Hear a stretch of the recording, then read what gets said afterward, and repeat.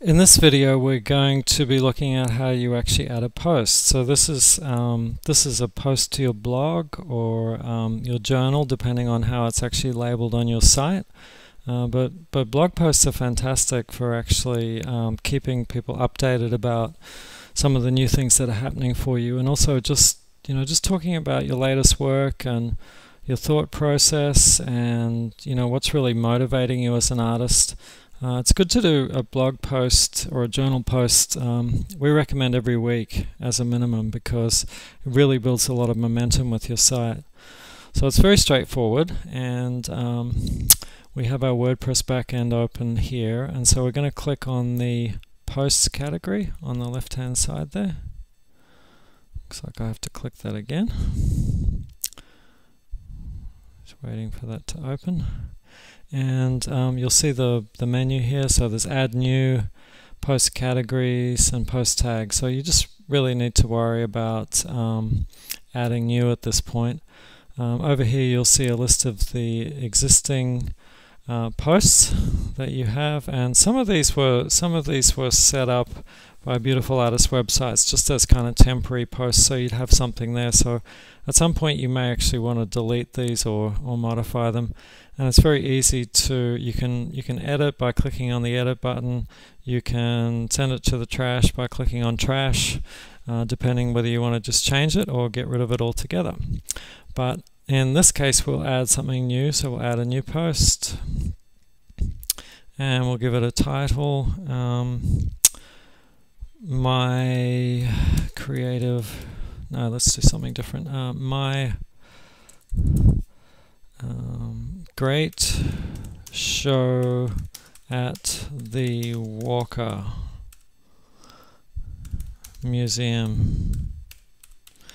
So and you're going to write some things here about the great show that you just had at the Walker Museum in Minneapolis. And so you can write whatever you want to write, just be really creative about it. So this was an amazing week for my art career. The Walker Museum invited me to participate in a group show. And then you want to write a bunch of paragraphs, typically around about 500 to 1,000 words is a good sort of length, but just write what you can. And so that's actually how you enter that. You can add images by clicking on the add image icon here, and you can, so if you had a show, then you had some photographs of the show, you could upload images of those and actually show them as part of the blog post. That's always really nice. So that's quite straightforward. And then the other thing that you want to do here is simply choose which category this applies to. So whether it's shows, paintings, drawings, writing, or you can also add other categories. I'll show you how to do that in just a moment, but that's basically pretty much all you need to do. There's a section here on post tags, and so this just makes it easier for people to search for things in the blog. So let's say you had some common items, like let's say you were talking about Van Gogh in this post, then a tag could be Van Gogh. Separate them with columns, so it could be Van Gogh. If we're talking about the Walker Museum, so let's put in Walker Museum. So it's pretty straightforward, so you just add those. It makes it more searchable for people and also for search engines. And then you just simply hit the publish button.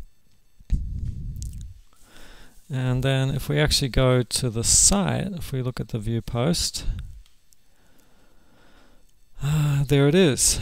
So you'll see great show at the Walker Museum. And if you actually click on the journal here, this shows the whole lineup of recent posts. So you'll see that appears at the top of your recent journal posts.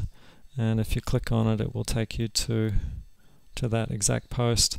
And people can leave comments here, which is nice. But let's just click back to the edit page again. So the other thing that you can do with posts is you can add new categories if you want to. So if you find yourself working in a new area of work, or some new kind of relevant style, you can add a new category, and you just simply fill it in here. So a new category, and we'll give it a slug. This is actually how it appears in the URL structure. You can select whatever you'd like there, and then you just simply hit the add new category. I'm not going to, because I'm just showing you how to do it here. But that's another way you can add categories that you can tag your posts with. Now you can also delete, so I'm going to delete that one that I just did and show you how easy it is. So I'm back at the main post screen, so I'm simply going to highlight that one and click trash. And all of a sudden that's disappeared and it has gone into the trash, and so no more post. So that's how you delete. That was pretty straightforward. Very simply how to create a new post in your blog or journal, and how to delete.